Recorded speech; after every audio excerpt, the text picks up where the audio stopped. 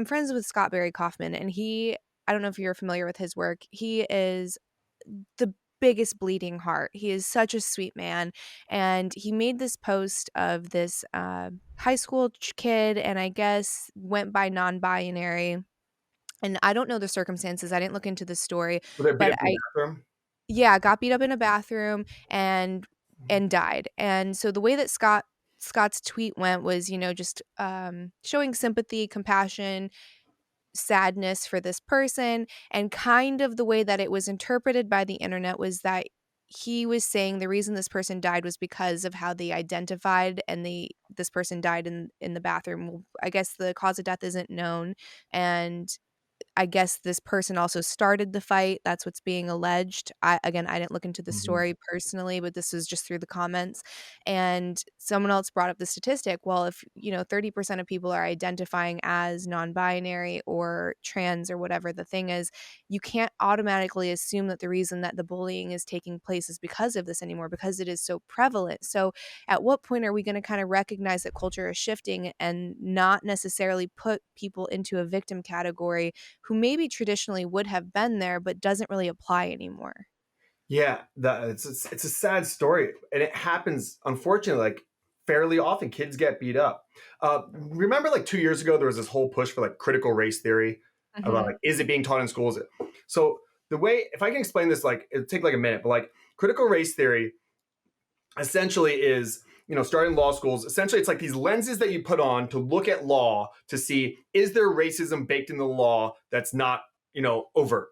So I always use the war on drugs as a perfect example. So the war on drugs was started with, Nixon, and John Ehrlichman, who was his head advisor, said this is like a way for us to lock up black people and hippies and blah blah blah. So it's like Mhm. upfront. And then you look at the war on drugs, you look at the way that sentences are pushed down. You look at the even like Roland Fryer's work on how black people are pulled over more and harassed more and stopped more. You look at stop and frisk statistics in New York, all that kind of stuff. So you look at like, okay, so a lot of black people are being incarcerated. That was how it was intended, but it's just the war on drugs. But that's a good example of like how if you look for racism in this area where it might not exist, you might find it. I think that it's useful. I was on like Fox News and they were like, this is all nonsense, right? I'm like, it's not nonsense.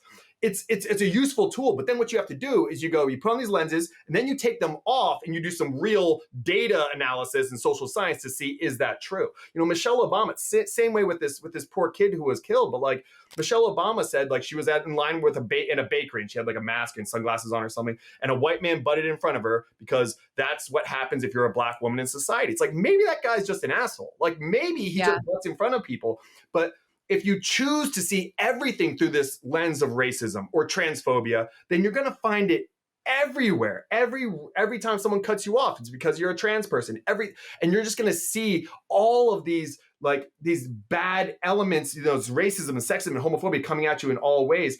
That you can't live like that. You're going to see the world in such a dark way. Maybe this kid was beat up because they were, non-binary, but maybe not. But the headlines I saw on it was all like Republicans are pushing this kind of stuff in Oklahoma. So it's like, let's blame it on the politicians, not even on the kids who beat up this kid. Not like it's just using this terribly tragic story as like a political tool, and that stuff really is annoying because we don't know. Mhm. Yeah. Yeah, we don't know. And if I was a parent and I'm sending my kid to be taken care of by essentially by the government, right? Because it's a public Yeah. school and by Yeah. adults, I'd expect my kid to come home safe, sound, without a scratch or some crazy trauma that they just went through.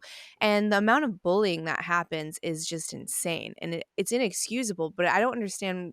I don't know, like, how is this happening? You have adults that are supposed to be watching the kids and being able to intervene early, hopefully, and not to punish. I think this is where a lot of people get it wrong. Mhm. It's we are so focused on punishment, and I think it's interesting because you could kinda tie it back to puritanical roots, right? So when the Puritans first kinda settled here, virtually all of the laws that were established, the very first laws of the land, were to punish, quote, sinners. So it was anyone who wasn't a fanatic. And obviously, most people, if not all people, were religious back then. There was a difference between the Puritans and the Christians. The Christians did not like the Puritans. The Puritans did not like the Christians because they thought the Puritans were like out of their minds. But the Puritans were the ones that established the law. And pretty much all of the laws were to punish people that weren't as fundamental as they were. So we have this like embedded, rooted, I like almost like hypnosis to punish rather than to teach. And I feel like nothing is really truly taught or understood through punishment. Like, yes, the behavior might be corrected. If I go to do something and you whack me with a belt, I'm probably going to stop doing that thing after 2 or 3 times. But did I learn anything? And do I actually want to change my behavior for a higher purpose? So to be able to intervene in these bullying situations and not punish the kid, but like sit them down and teach them diplomacy and how to have like conversation, how to get over differences. And I think that we see that, when the chickens come home to roost, and you can't have people that disagree on anything to even sit across from each other, because then all of a sudden you're going to start duking it out. So it's, how do we fix the behavior on like a real fundamental level? Yeah, I mean, but bullying's always existed. I mean, I don't know who do you know that wasn't bullied in school?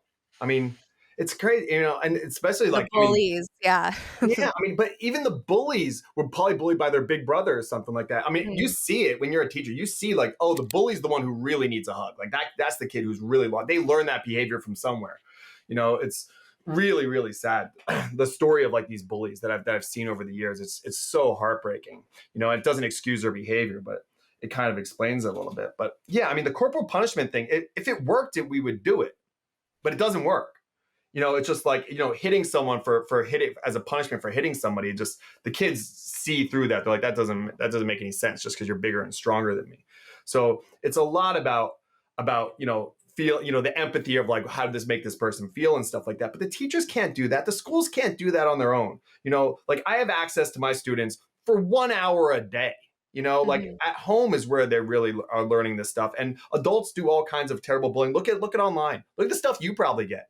Like Oh yeah. how is that their parents are doing that? Now, whether or not their kid sees the stuff that they might say, they know who their parent is and how they deal with people that challenge them in some sort of way.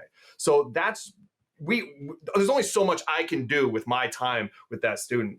So